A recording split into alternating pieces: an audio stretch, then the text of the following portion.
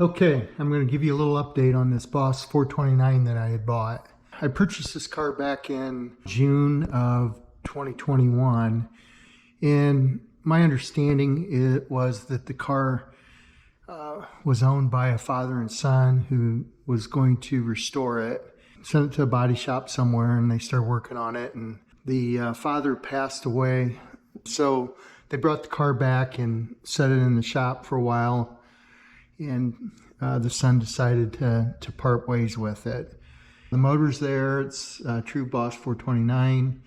The interior, the rear end, all the pieces were included with the car. Recently, I've completed the M1 Cobra, started working on the other Boss 302, and now I've got Dylan helping, so I decided I'm going to pull this one out. And I quickly found that the back end was really out of square. The left side was about 1.25 inches lower than the right side. So I called the gentleman that had owned it, and my understanding is that him and his father had it restored at one time and it looked really good, but the left rear was lower and it looked like there was a twist in the car and he wasn't happy with it.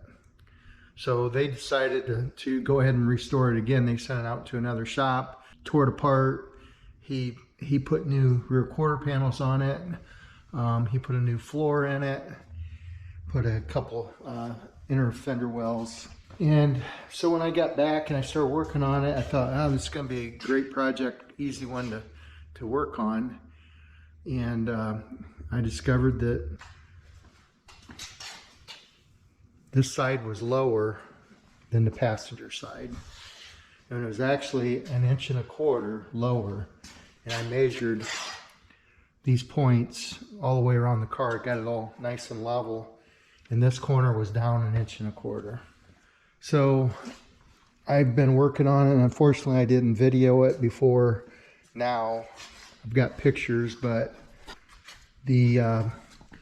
when I started putting the doors on, what I noticed is there was a 3/8 gap on the top, and it was really tight on the bottom if I ran it with the rocker panel. So on both sides, this was off, and I couldn't get it to fit. Obviously, I didn't want to cut the door to make it fit, or the quarter panel.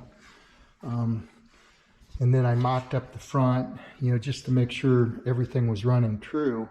And the front was pretty decent. But the back, what I discovered is when he welded these quarter panels on here, there was about a 3/8 gap from this flange to here, and it was tight here. So basically, as it went around, it got wider here. And so I got some reference points and measured the distance on these on the back glass.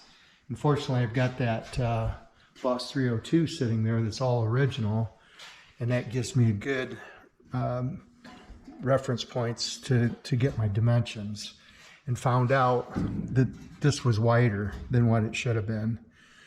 And so I went through and pulled his welds apart. That was kind of hard to do because they were sanded off. They're not spot welded. And then on the inside, I did the same, and I separated everything.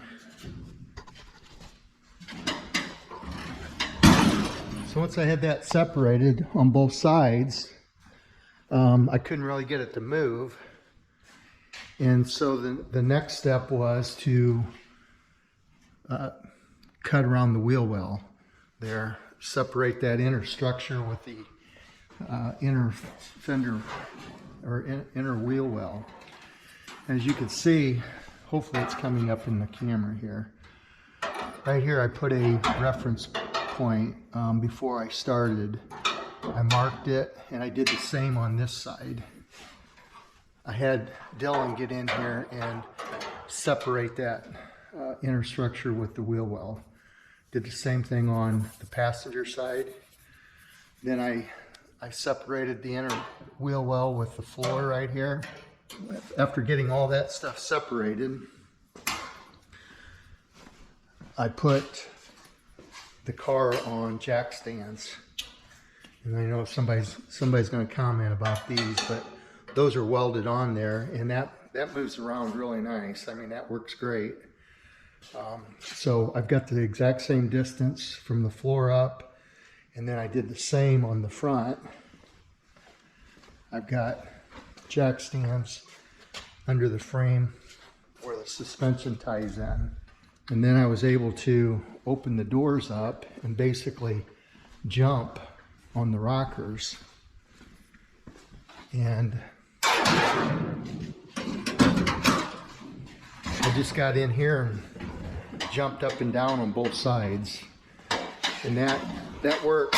It actually broke everything loose, and then this came up. It's almost flush here now, like it was supposed to. So the whole body flexed. And my line there, after I was able to jump on this, my line's got an offset in there now. It's probably 3/16 of an inch. That tells me that this turned, and it turned in the direction that I needed it to. Once I got that broke loose, I guess, I put bottle jacks under the rocker on both sides and lifted this and made the dimensions are exactly the same on both sides. So everything's running true, nice and level and plumb, and my doors fit. Look how much nicer that is. Even this isn't even fastened. It's loose right now, as you can see.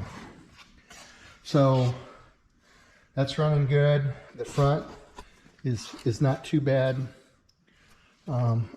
I put my trim on around my windshield, tucked the cowl in there, and just mocked all this up.